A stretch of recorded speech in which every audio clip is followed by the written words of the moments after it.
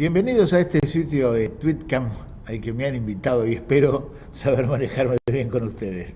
Bueno, soy Juan Sasturain, tengo el privilegio y el gusto de conducir dos programas que han pasado por y están pasando por Encuentro. Uno se llama Continuará desde hace 4 años, que se dedica a la historieta argentina, y otro más breve, que hemos hecho una primera serie de 8 capítulos que se llama Disparos en la Biblioteca, sobre literatura policial argentina. Esas son dos de las cosas que me gusta hacer y he tenido la suerte de trabajar en Encuentro sobre esos temas. Así que acá estoy, dispuesto a dialogar con ustedes de aquellas cosas que les parezca que vale la pena que lo hagamos. Acá hay una primera pregunta que dice: Juan, ¿crees que se volverán a publicar historietas como D'Artagnan, Fantasía o La Selva del Eternauta y otras que no recuerdo? Probablemente las que no recordás, seguramente no sabremos si se vuelven a publicar, porque no lo vamos a poder verificar. Pero sí, es posible conjeturar, diría Borges, que ese tipo de historietas, ese tipo de revistas, ese tipo de aventura, ese concepto, no se va a volver a repetir, no se va a poder rearmar, porque es el resultado de una época, de una coyuntura, de una circunstancia. Las historietas que vienen desde hace mucho tiempo tienen otras características. Estas historietas y D'Artagnan son muy distintas, ¿no? Y tienen que ver con épocas muy diferentes. Pero son historietas serias de aventuras de género, con dibujo realista, digamos. Desde un espectro que va desde la historieta que hacía Oesterheld en los años 50 hasta las historietas de Columba, que parecía que eran como el Titanic, que nunca se podían hundir, pero que se hundieron igual. También eso murió en los 90. Bueno, ese tipo de historietas de aventuras, con sus revistas, con distintos personajes, sus revistas gorditas mensuales, con distintos personajes, pareciera que es un fenómeno de historieta popular que por ahora no volverá. La historieta sigue, pero ese tipo de historieta es raro. Además hay una cosa, los trabajadores, los escritores, los guionistas y los dibujantes tienen una formación distinta ahora. Es difícil encontrar dibujantes que te hagan un buen cabo y sepan poner muy bien un sombrero, sepan cómo empilchar a un soldado, cosas por el estilo, porque la técnica y el dibujo es otra cosa ahora. Se dibujan otras cosas y de otra manera. Así que no sé qué pasará. Pero bueno, lo más probable es que esta predicción sea falsa y que el año que viene tengamos cualquier editorial de las grandes, de esas que jamás editan historietas, ponga la guita, sea capaz de bancar un plantel grande de trabajadores y haga historietas de ese tipo. Alguno me dice, si la respuesta es sí, ¿quién cree usted que sería ideal para realizar las historietas y quién podría aportar algo nuevo en este estilo?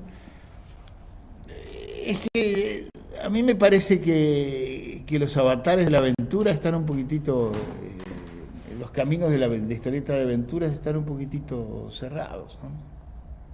O por lo menos que se han diseminado en otras maneras, ¿no?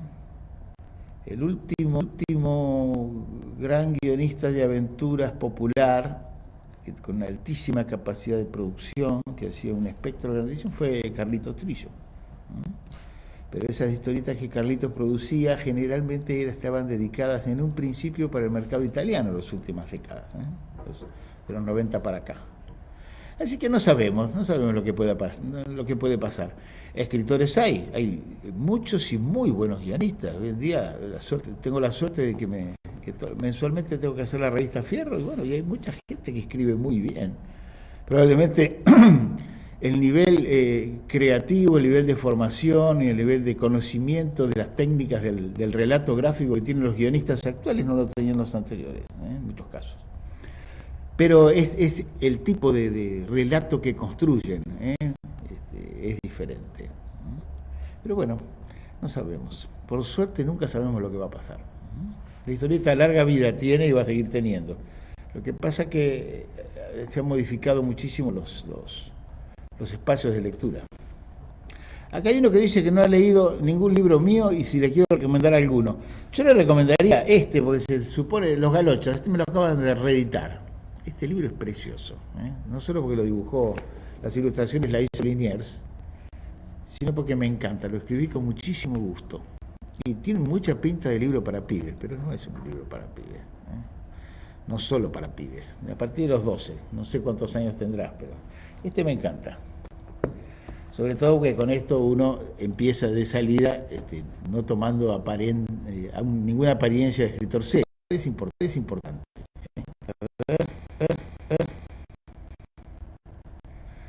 Me dice, me gustaría, Alejandro Cácharo, dice, me gustaría algún comentario acerca de las historietas menores, entre comillas, que dieron origen a un humor gráfico que, si bien era para niños, marcaron hito en los comienzos y dieron calidad al origen de muchas tiras argentinas.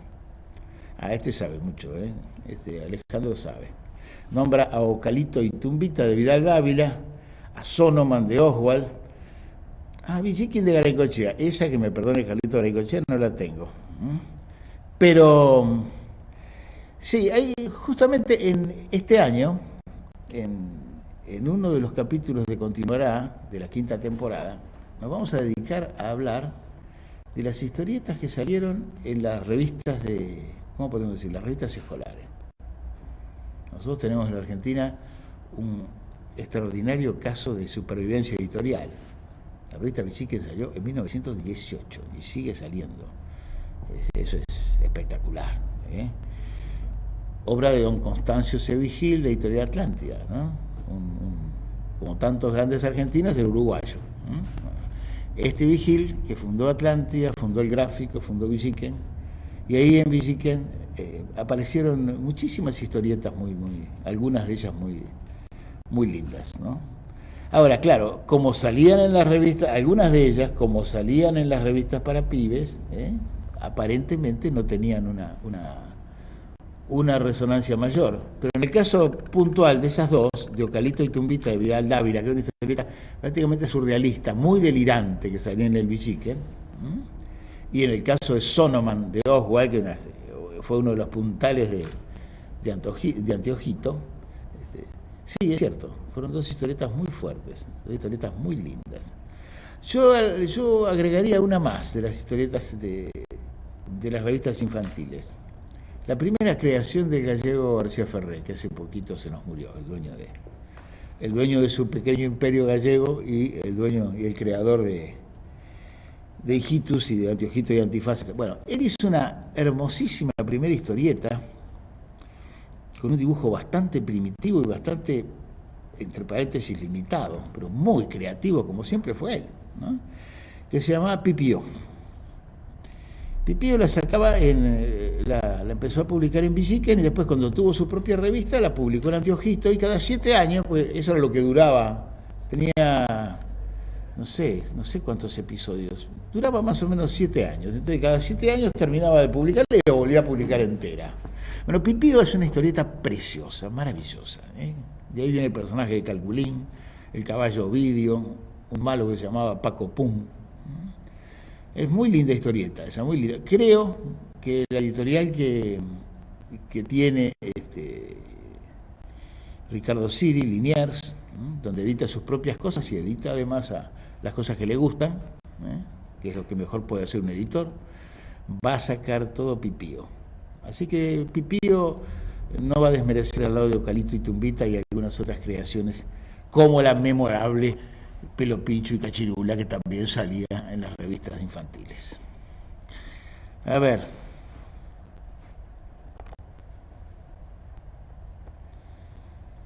Para un escritor que recién empieza, ¿cuáles serían los pasos que tendría que seguir? Dice Edu 4890.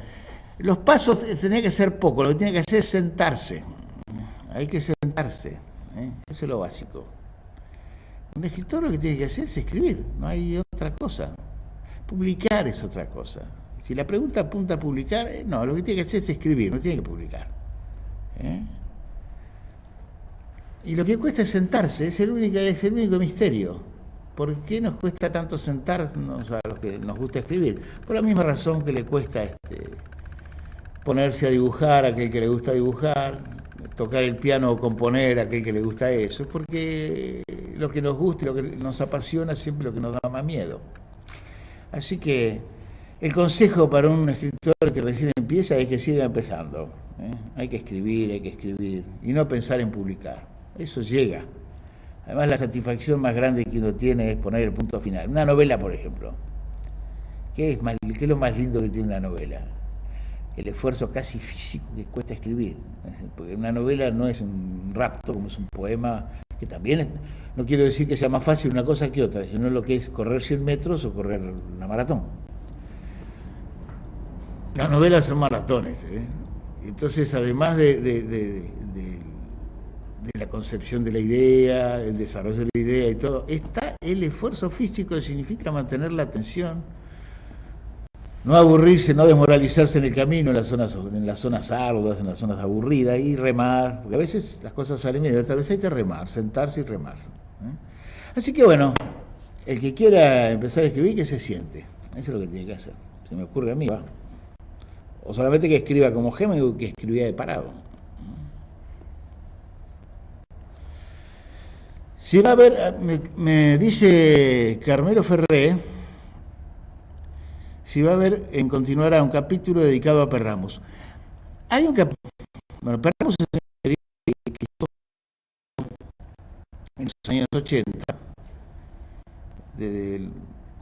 desde qué sé yo, 83 más o menos hasta el 90, que tematiza de algún modo ciertos aspectos de la dictadura, metafóricamente hablando, para los que no saben qué es Perramos. Ahora lo acaban de reeditar en Ediciones de la Flor. Hay un capítulo que continuará que se titula, creo que se llama Visiones de la dictadura en los años 80. En los años 80 y en la actualidad. Entonces pasamos por varias historietas. Yo no sé si es de Judy Gossiol o de Diego Sasturain, no me acuerdo quién escribió el guión, supervisado por mí. Bueno, en ese capítulo se muestra cómo fue tratado el tema de la dictadura en las historietas en los años 80 y en la actualidad. Y ponemos el énfasis, ahora me estoy acordando bien del programa, ponemos el énfasis en dos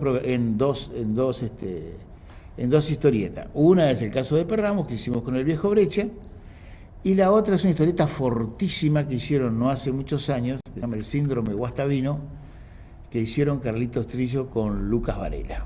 Es una historieta tenebrosamente buena. Y me acuerdo que el comentario, la charla la tuvimos con Federico Reggiani, que es otro guionista muy bueno, con el que sabe mucho de estas cosas. Así que ya existe un capítulo dedicado, o en el que Perramos aparece. Además, va a haber este año un capítulo dedicado exclusivamente al viejo Brecha, que se cumplen 20 años de su desaparición en el año 93. Así que este año le vamos a dedicar uno de los primeros programas al viejo Alberto. Y ahí, entre tantas maravillas que él hizo, aparecerá alguna mención a Perramos. A ver. Claro, todos los capítulos, yo no sé si todo el mundo lo sabe, a veces me lo preguntan, ¿no?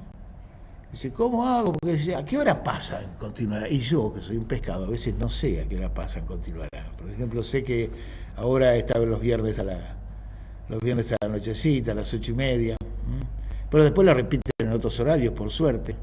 Pero por ahí se mandan un viraje y no nos entera. Bueno, hay una cosa que es importante, que es el hecho de que lo pueden ver siempre que quieran en el sitio de encuentro, que debe ser www.encuentro. Aparecerá en pantalla en algún momento. Está todo ahí, se puede bajar tranquilamente. Eso es por lo menos lo que me han dicho y yo siempre les creo.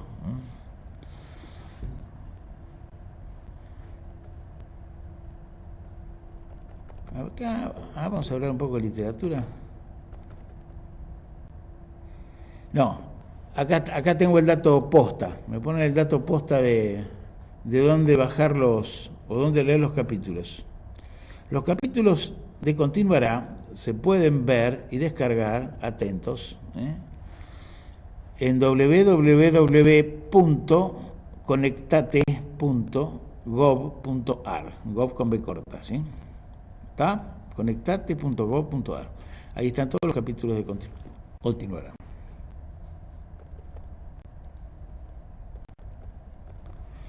Acá me preguntan, no sé quién, pero un lúcido, me dice, ¿cómo es leer Perramos en el presente? No sé, claramente no cumple la misma función que cuando salió, recién llegado el retorno democrático. Nunca sabemos qué función cumplen las cosas, ¿no?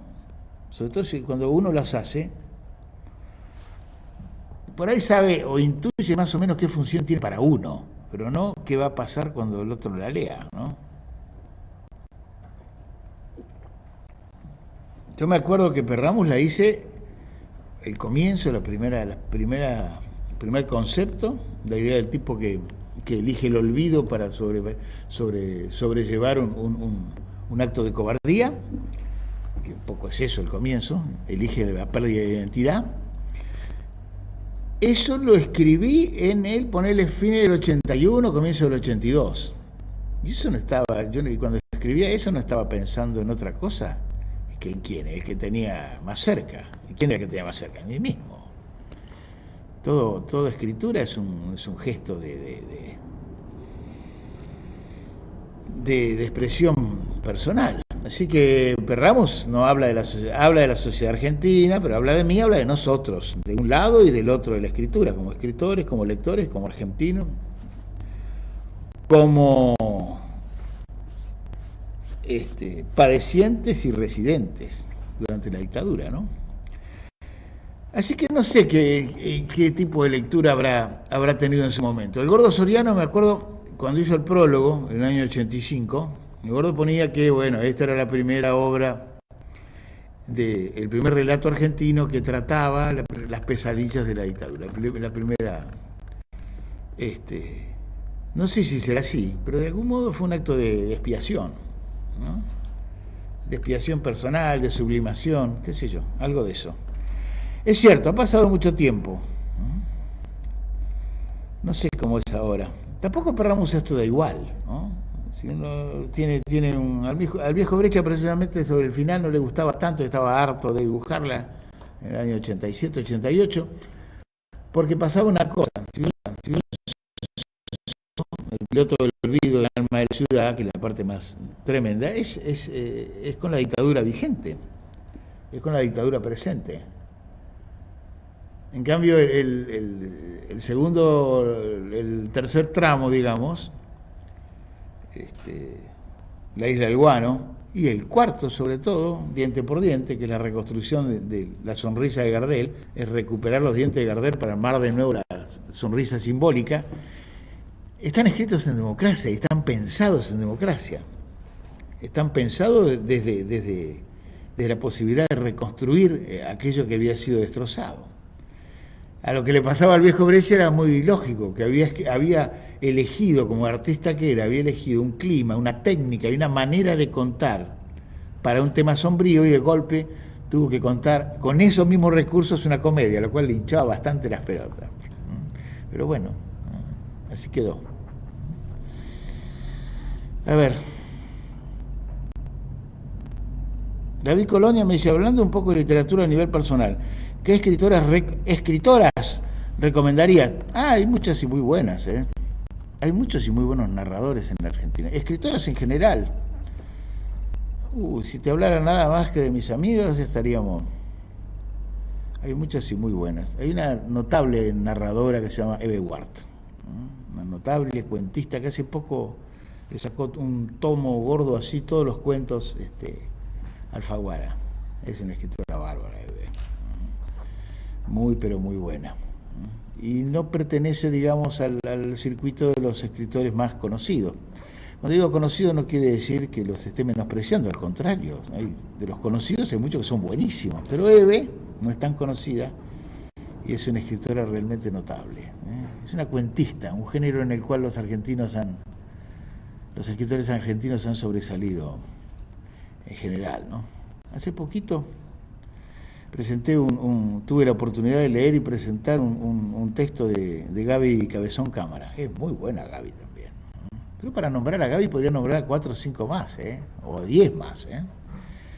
Es eso, hay muchísimo. La Claudia Piñeiro sabe escribir muy bien y es muy eficaz.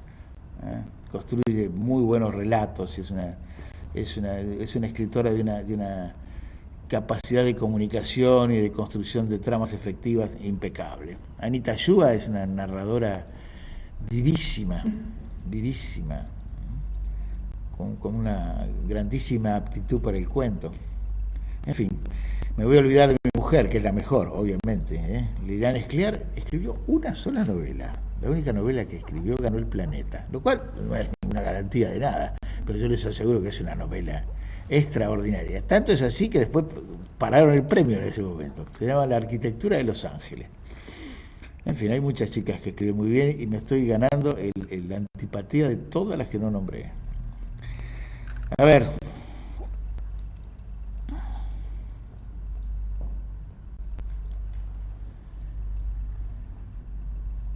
Acá me escribe alguien que es fanática del Padre Brown. Qué grande el Padre Brown. Father Brown, el personaje de Chesterton.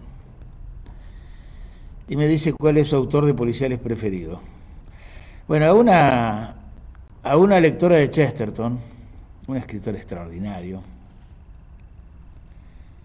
que hemos tenido la suerte en la Argentina de que grandes escritores nos lo enseñaran, nos lo señalaran con el dedo, el caso Borgiano, ¿no?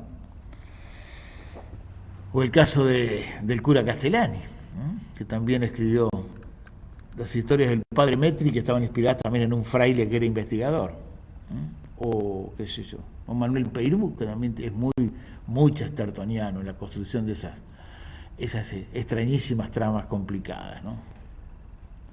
Sí, me encanta Chesterton, me encanta Chesterton. Pero ¿cuál es el preferido mío de autores policiales? Bueno, vamos hablando de los clásicos sajones, en este caso mío sajones, que son los que más he leído, además de los argentinos, dejando de lado a los argentinos. Es obvio que he leído muchísimo y con muchísimo gusto a los autores de novela negra norteamericana, es lo que más he disfrutado, ¿eh? Y si tuviera que quedarme con la obra de uno solo, me quedaría probablemente con la de Dashiell Hammett, ¿eh? El otro, en el cual que me ha servido de algún modo de modelo, sobre el cual Echenique, sobre las huellas de Echenique, sobre las huellas del cual camina Echenique, es obviamente Raymond Chandler y su personaje de Philip Marlowe. Pero me interesa muchísimo y siempre me ha gustado muchísimo Dashiell Hammett, porque además él, como autor, es un lindísimo caso para estudiar y para aprender de él, ¿no? Hammett era un hombre que empezó a publicar en los años 20, pónganlo en el 22, y en 10 años escribió todo lo que podía escribir, casi 200 cuentos, más o menos, hasta mediados de los años 30, 5 o 6 años, 34, botó el chorro y prácticamente nunca más escribió. Y no porque no quisiera, no pudo más. Se secó la fuente, pero hubo un determinado tramo entre el 28 y el 34, que ahí escribió Cosecha Roja, La Llave de Cristal, la famosísima El Halcón Maltés y El Hombre Flaco. Una barbaridad, ¿no? Todas obras maestras, sobre todo La Llave de Cristal y El Halcón Maltés, ¿no? Independientemente de las películas, ¿eh? Creó por lo menos 3 detectives, ¿eh? Uno era el gordo de la Continental, es un detective casi anónimo que habla en primera persona, que es un empleado de una agencia. Después el memorable Sam Spade, ¿eh? El que popularizó Bogart, el protagonista de esa maravilla que es El Halcón Maltés. Y después Nick Charles, que es es un detective más bacán y elegante, que es el detective casi retirado del Hombre Flaco. Bueno, ese es Hammett, un escritor descomunal, que se dedicó a escribir policiales, pero como en el caso de Chandler, escribía prosa inglesa. Es un escritor a secas, que además escribía obras de género. Pero los cuentos de una novela como La llave de cristal está mucho más cerca de Hemingway, está pegada a Hemingway, y no a Agatha Christie. No tiene nada que ver con eso. Es ese tipo de literatura. Y lo mismo pasa con Chandler, ¿no? El que ha leído el Largo Adiós sabe de lo que estoy hablando. A ver, qué lindo que está esto, la verdad. No sé cómo lo estarán pasando ustedes, pero yo muy bien. Dice Iván Basi Bengoechea. Bengochea, perdón. Hola Juan, el primer libro tuyo que leí fue Los sentidos del agua. Y a la par de la intrigante historia me llevé una grata sorpresa de encontrar a Copy ahí. ¿Lo consideras un autor reconocido y valorado como se merece? Hace tiempo que busco La vida es un tango y no puedo conseguirlo. Sí señor, ahí está Copy. Yo lo usé de acápite, en lugar de usar la frase de alguien, del comienzo de la novela, de los sentidos del agua, usé una tirita o una paginita de la mujer sentada. Es memorable, porque en la mujer sentada ahí está la gorda siempre sentada ahí, aparece el pollo, aparece, yo estaba ahí, aparece el pollo y le presenta a su primo. Le dice, este es mi primo Gervasio, con ese clima de Copy, ¿no? El silencio. Esto tenía que estar los dibujitos acá, pero bueno. Con esos climas de Copy, quietita ella, estoy mirándola. Le dice, bueno, viene el pollo, le mira y dice, este es mi primo Gervasio. Es uruguayo, dice. La mira, silencio. Y el primo se acerca al pollo y le dice, qué buena goma tiene la gorda, ¿eh? Se van los dos y la gorda dice, estos uruguayos. Buenísimo. Bueno, ese es el talento de Copy de hacer. Bueno, y en la novela, claro, tiene un uruguayo que me gustaba mucho, se llama Spencer Rosselló. Esa novela la escribí, el uruguayo se llama Spencer Rosselló. La escribí en Barcelona esa novela. Y la pareja, él es el dactilógrafo más rápido del oeste, el traductor más rápido del oeste. Y ella es una bailarina que se llama La Joya, una bailarina. Son Spencer y Joya. Spencer y Joya es un chiste interno, eran dos delanteros de Peñarol de Montevideo. Está lleno de cosas de uruguayo esa novela, pero solamente aquel que sabe de esas cosas se entera. Bueno, Copy es un genio, Porque pasa que hizo todo lo que hizo fuera de aquí. Es como Messi, digamos. Es nuestro, pero más o menos, ¿no? Es nuestro porque, bueno, nació acá, se formó acá o se deformó acá y ya estaba la materia en bruto, pero el desarrollo lo tuvo allá. A los 22 años se fue en el 62, tenía 22 años, pero era del 40. Se fue a hacer teatro a París, en el 22, en el 62, con 22 años. Le gustaba ser actor. Y laburó como actor y puso sus propias obras, pero se ganaba la guita con algunas cosas que ya había empezado a hacer acá, en Tía Vicenta, en la revista Cuatro Patas, esos dibujos rarísimos, ese chiste rarísimo, ese humor extrañísimo, que nadie entendía un carajo. Bueno, con eso La mujer sentada triunfó en Francia, en el Nouvel Observateur, que era un diario muy grande de allá. Bueno, y ella ya pudo hacer todas las cosas que acá, evidentemente en la Argentina de los 60, en ese momento, él por lo menos no podía. Pudo vivir su homosexualidad en libertad, pudo escribir las cosas que escribía como se le cantaba, pudo hacer sus espectáculos de travestismo y pudo escribir una obra literaria realmente extraordinaria, algunas en castellano y otras en francés. Tiene esas cosas que suele pasar con algunos argentinos muy famosos por el mundo. Mafalda nadie sabe, muy poca gente sabe que el dibujante de Mafalda a nivel cuando se publica en Turquía o se publica en China, que ese dibujito lo hizo un argentino, o los dibujos de Mordillo, o incluso dibujos de Maitena, que están tan popularizados por el mundo, porque se han trasladado por todos lados. En el caso de Coppi, que se llamaba Raúl Damonte Botana, también tuvo evidentemente una doble pertenencia, pero siempre escribió referido a la Argentina, siempre escribió referido a la Argentina. Está todo editado ahora, todo, prácticamente todo se consigue. Antes vos estabas buscando La vida es un tango, sacó todo anagrama en su momento, en la primera colección de anagrama, y después lo he ido republicando. Y ahora el Cuenco de Plata está publicando todo. Está publicando todo Coppi.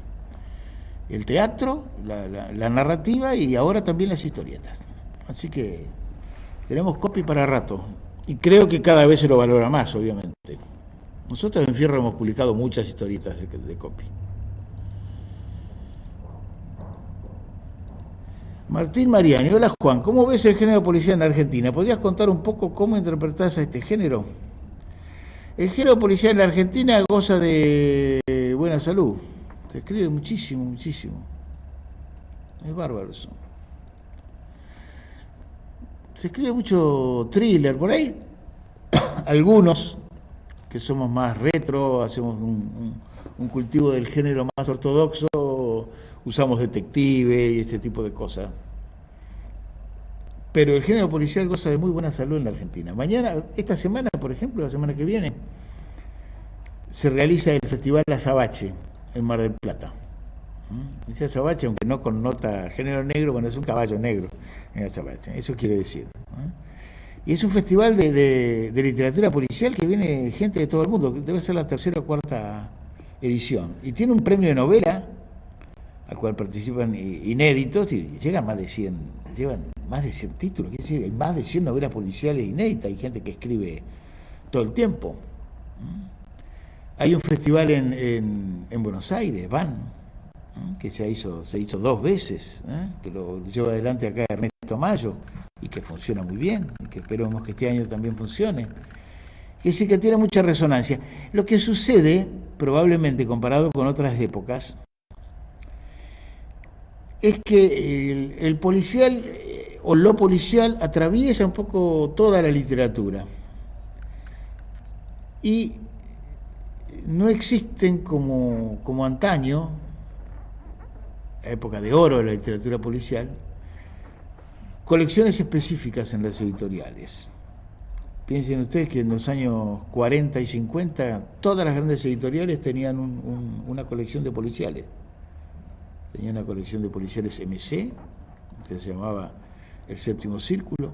Tenía una colección de policiales, la editorial que hacía la colección Rastros.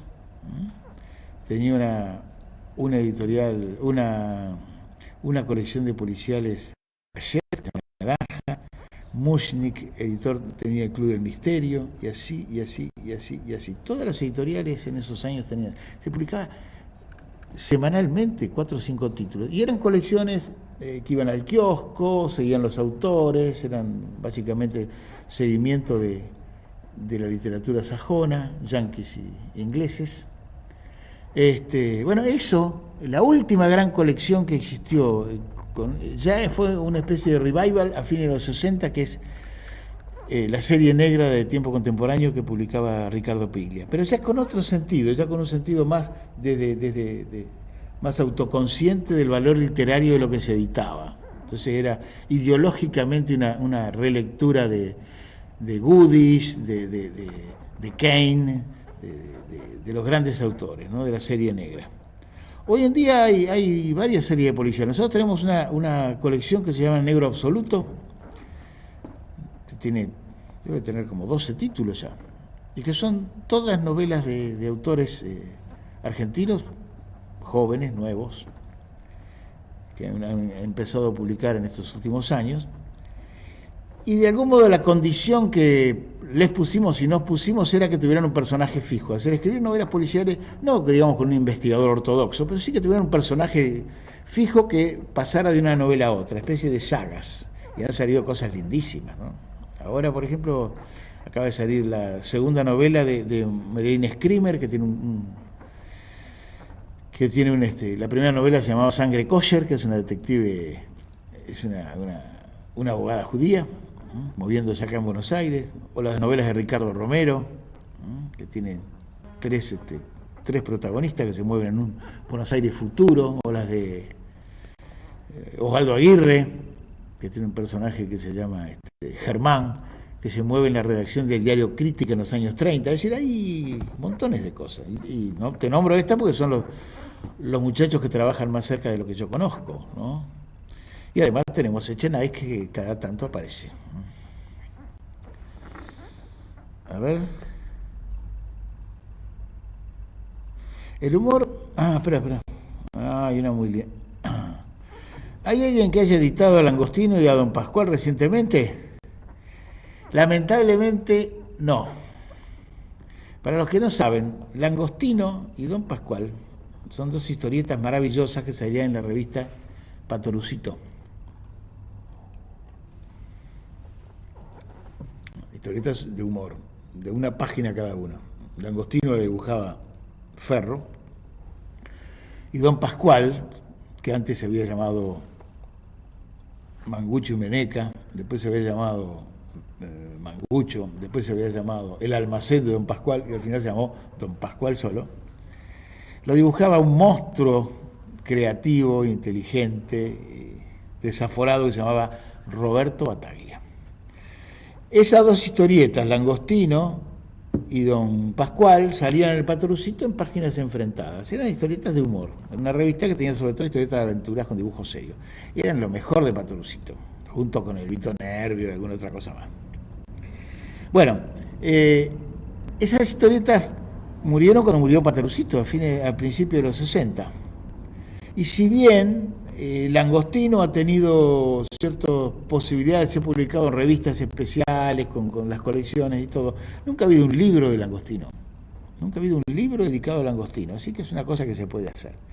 Y en cuanto a Roberto Bataglia, Don Pascual, que es una auténtica obra maestra, Bataglia dibujó también, creó María Luz, por ejemplo, que es un antecedente de Mafalda, o creó una historieta tremendamente desaforada que se llamaba Motín a Bordo, que transcurría en una oficina en que terminaban colgando siempre algún alcahuete del jefe, una cosa muy tremenda. Bueno, el Don Pascual de Bataglia es muy difícil de poder publicar. Nosotros quisimos hacerlo en un librito para acompañar algunas cosas que sacábamos en la revista Fierro, y fue difícil porque el problema a veces es con los herederos. Bataglia se fue a vivir a Estados Unidos en los 60, entonces allá allá murió y quedó la viuda, y acá está la hermana. Entonces uno arregla con la hermana y la hermana te dice, sí, publiquemos. Y vos llamás a Connecticut y tratás de hablar con la viuda de Bataglia y te dice, wrong number. Es decir, no quieren saber nada de publicar. Así que Bataglia por ahora es más complicado. En cambio, Langostino es cuestión de que vos o cualquier otro se decida editarlo.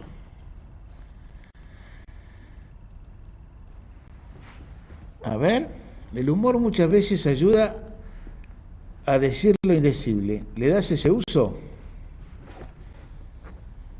No creo que le dé ese uso. Yo creo que el humor es, en el caso mío y el de muchos, es una especie de contraseña, o una especie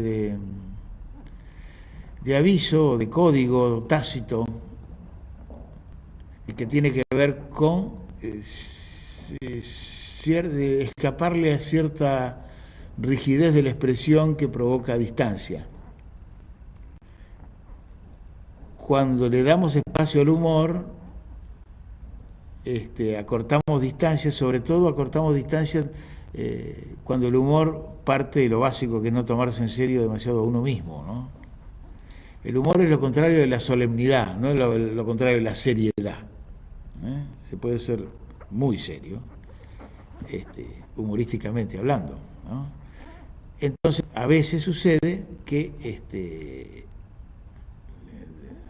la forma que incluye el humor en la expresión tiene un grado de una condición incisiva que otras formas no tienen. Lo que sí suele suceder es el malentendido de que aquellos que hacen humor pareciera que dicen boludeces, lo cual es un error de concepto bastante básico, ¿no? Porque suele venir acompañado a suponer que aquellos que hablan con cara seria dicen cosas importantes, lo cual no siempre es así, de ninguna manera. La solemnidad es una cosa, la seriedad es otra cosa, y el humor es una especie de contraseña. Y en general es una garantía de cierta clase de condición personal. Yo en general desconfío de la gente que carece de humor y recomiendo desconfiar de ellos. Está, ¿no? Acá me dicen dos más, ¿no? Mira qué linda esta. ¿Cómo nació la idea de hacer la primera revista Fierro? ¿Y qué diferencia hay entre la Fierro de los 80 de su versión contemporánea? Bueno, la revista Fierro nació en el año 84, es decir, en plena primavera alfonsinista.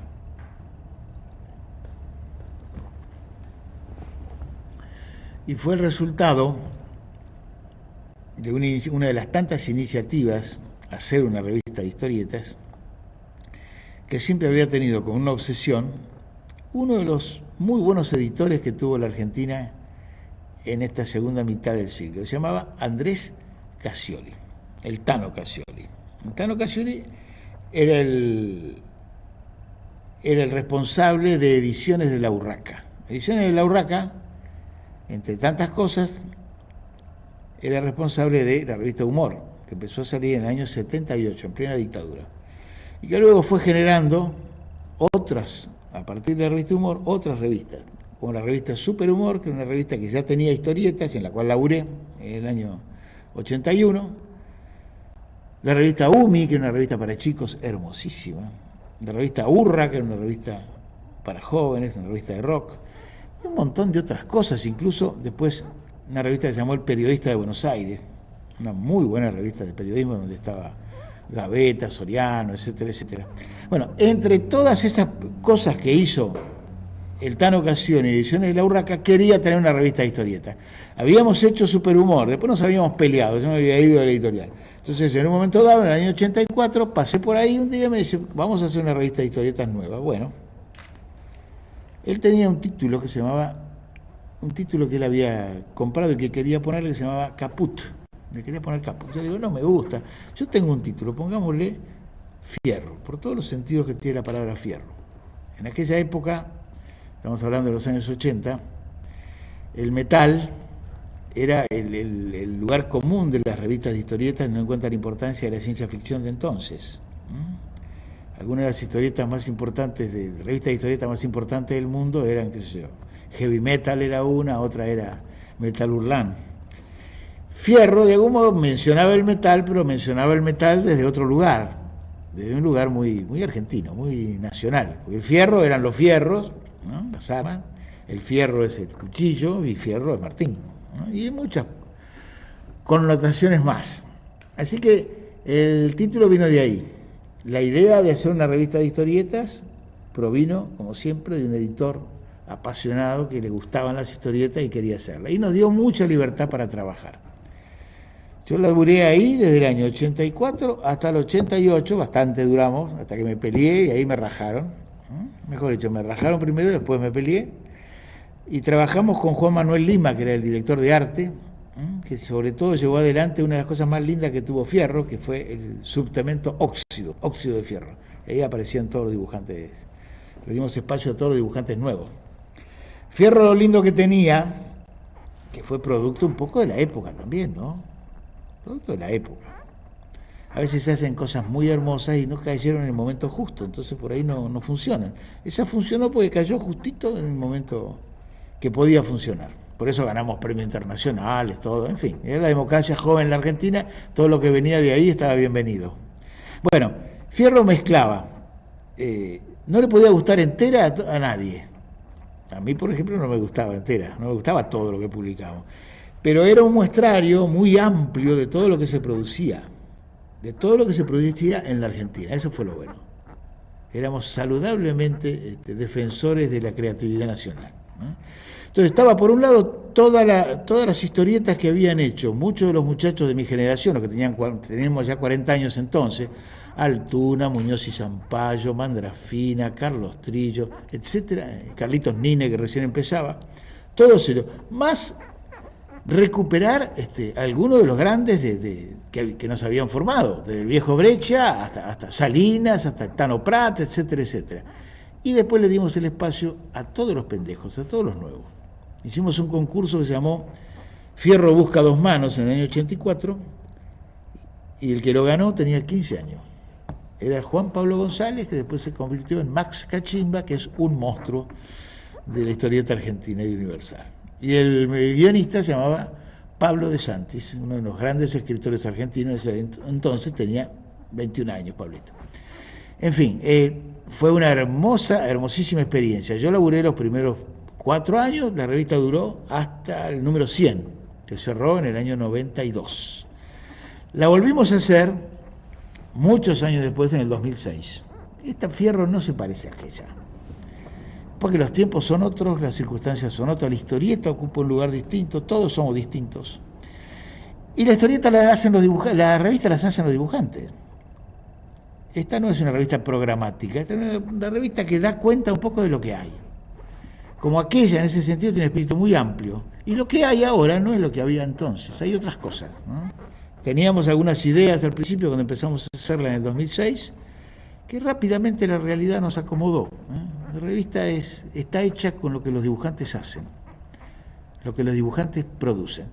Y esta, a diferencia de aquella, probablemente tiene menos aventura, tiene menos personajes, tiene más ironía, tiene más juego, más nihilismo, es más jodona, más cambiante, no tiene tanta uniformidad en sus tapas, salta de una cosa a la otra. Bueno, es lo que hay. Yo estoy muy orgulloso de la revista, no de mi laburo, sino del laburo de servir como una especie de embudo donde la gente va a laburar. Y les aseguro que para los 10 o 20 o 30 que publican cada número, hay 100 afuera que se quedan puteando. Así que faltan revistas. Ese es un problema que hay. Bueno, última pregunta. A ver.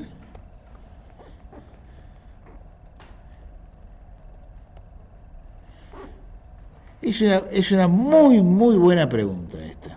¿Qué opinás de los e-books y las nuevas tecnologías como soporte de lo literario? La verdad que es una pregunta realmente muy interesante, muy buena, que alguien que no soy yo, es muy probable, les va a contestar con muchísima perspicacia e inteligencia. Carezco en absoluto de conocimientos al respecto. Me parece que las tecnologías son siempre bienvenidas, que nada mata nada. Es decir, que los libros seguirán existiendo.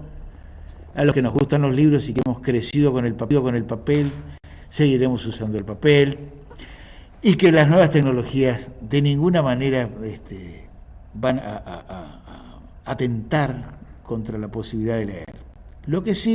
Lo único que no te pueden dar las nuevas tecnologías, y tampoco el libro, es tiempo. Lo único que necesitamos es tiempo. Y leer es una operación que requiere tiempo. Requiere dedicar una cantidad de energía personal a una sola cosa, sin hacer otra al mismo tiempo, estando en soledad y en silencio. Mientras uno está charlando por Twitter o por Tweetcam, o mientras uno está haciendo otras cosas, no lee. Para leer hay que dejar de hacer otras cosas. A veces vale la pena, a veces no. Pero es una operación, la operación de la lectura y de la lectura literaria, es una operación cada vez más rara, porque no se parece a casi nada de todas las cosas que hacemos. En fin, es un desafío. Buenas tardes. Muchas gracias.